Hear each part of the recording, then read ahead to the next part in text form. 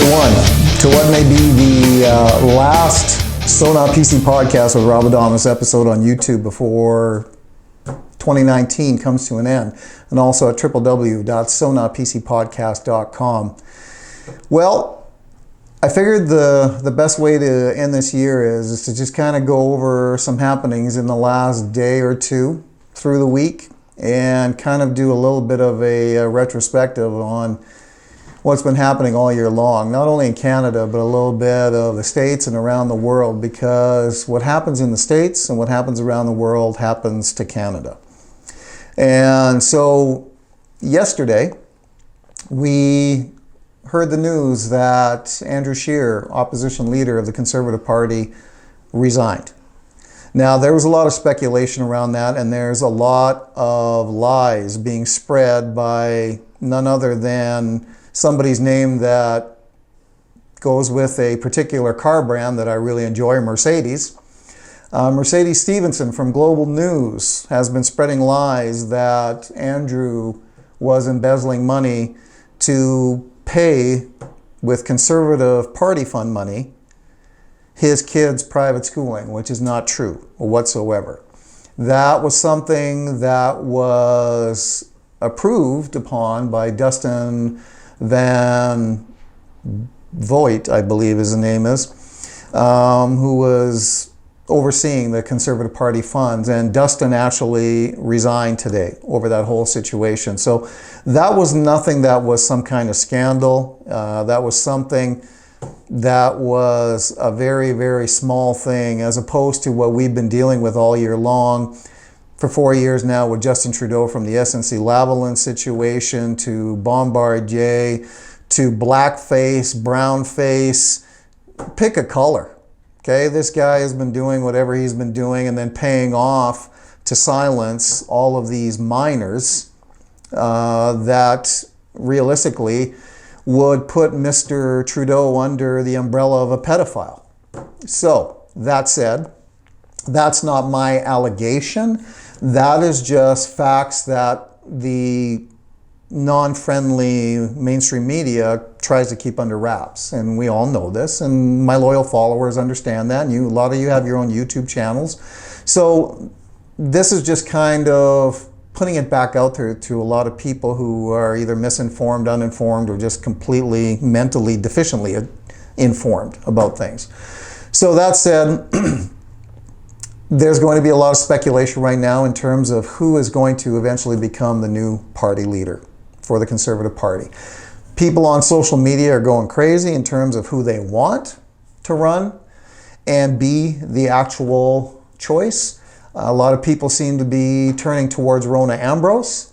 Another popular choice seems to be Pierre Poilievre. Certainly two big names in terms of the Conservative Party, and two real bulldogs with the Conservative Party. And I think that either one of them probably would end up being a very good choice as the leader, and would be somewhat different than who Andrew is as a person. And I was fortunate to have spent time around Andrew, had picture taken with him, I've spoken with him before. He is truly a very sincerely nice guy, and his heart's in the right place.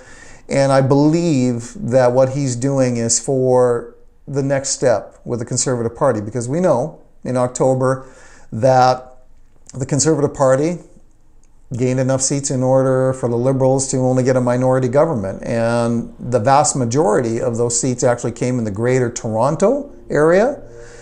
Interestingly enough, that 3 days prior to the election, a Muslim handbook came out outlining all kinds of things that were supposedly failures on the part of Andrew Scheer and the Conservative Party, which were all lies. Okay, so this goes back to the fact that lie after lie after lie, as unfortunately we've gotten used to, and sometimes this stuff desensitizes us, and we just end up venting on social media.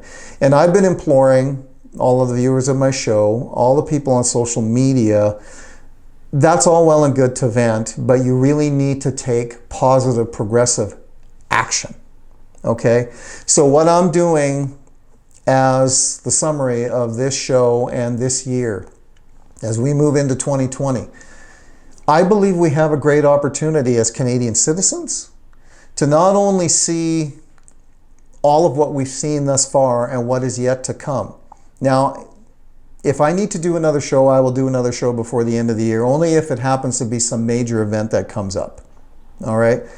And I rely on you guys in order to put the message out there to the masses, as much as this show does it, as much as the website does it. I'm, again, just one person, but 1 + 1 = 2. We double that to 4, and it's the doubling of the penny every month. That would be over 1 million people putting out a message. And that's what is needed. I've been stating this over and over again all year long, that Canadian citizens need to take ownership of their country. Why is that? Because we are the ones who vote these individuals in. And in my case, I really truly believe, based upon the research, 2015 and the 2019 election were both rigged. There's plenty of evidence to that. Now, I went so far as to get a hold of Andrew and a lot of other Conservative MPs in order to initiate the launching of an investigation into this. And I hope that will actually happen. I don't know if it will or not. But that said, Canadians have really an obligation to yourselves. And what that is, if you really want change, positive change to happen, there's an old saying, if you want things to change, you must change.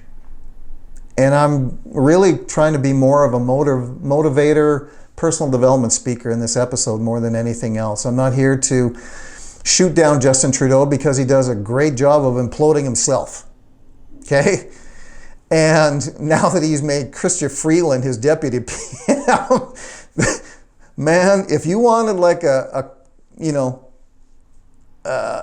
two-person comedy team from the old black and white TV days, you got it with these two. This is going to be spectacular. And the fact is, just news today, Taylor Swift came out and spoke up against George Soros. Yeah, not because he's a globalist, but because of the fact a group that he runs and finances ended up purchasing her entire catalog of songs, so they're going to benefit profit-wise from all of her work, and she got upset about that on stage and made a speech to that effect. So that was funny. Anyway, somebody with, worldwide persona that can actually affect change in the minds of many, many people. Somebody might want to reach out to Taylor and explain to her that it's a little bit broader than just her catalog of songs that George Soros takes advantage of. Anyway, I am going to do my part in terms of speaking with Conservative members throughout British Columbia, Alberta. Obviously, we know what's going on, all of Western Canada. Western Canada voted the Liberals out. Conservatives had more of the so-called popular vote. So, really where this comes down to is Eastern Canada and certain heavy density population bases. And really, I think what it's going to take is people going, sitting down with others, talking it out. Now, talking to the left is a very difficult situation. We know that they just tend to scream whenever you present facts to them. That's a horrible thing. Well, again, I say, like always, that you're not going to exact change in some people's thinking. They're so ingrained into who they are and what they are. To put them on the defensive because they're 100% wrong, naturally a defense mechanism kicks in. So that's difficult, but it's not impossible. And I was saying this to some people the other day. If you broke down the word impossible, it says, I am possible. Okay? There's nothing that can't be changed for the better. And one of the themes that I've been saying for a long, long time is that you've got to have a faith in all of this. And I think that there's been such a lack of faith in so many ways. And unfortunately, social media accentuates that. But it can also accentuate the opposite of that. There's a great, great saying in the Bible that says faith without works, meaning faith without action, is dead. And I think people really need to take that to heart. Whether you believe or not, I think you really need to take that saying and make it your own and understand it for what it actually means. So, as the new year hits, a new decade will start. So what does that mean for Canada? It means, again, an opportunity for us to take back ownership.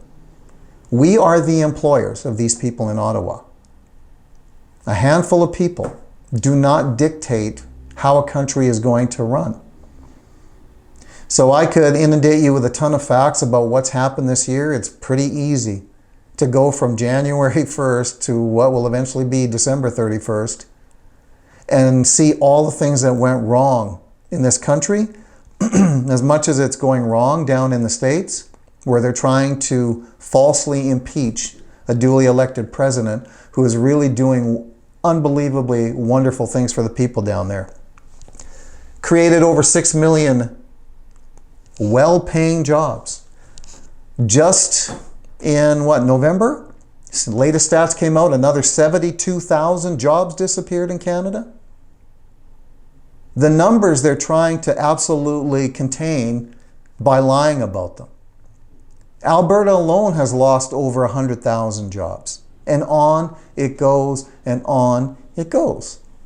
Well, for those of you who haven't looked into Saul Alinsky's 8-step creation of a welfare state, I'm going to suggest that you do so. Happens to be Hillary Clinton's hero. Enough said. That's exactly what Justin Trudeau is carrying out here via George Soros, his handler, on how to create a welfare state. You bankrupt the country.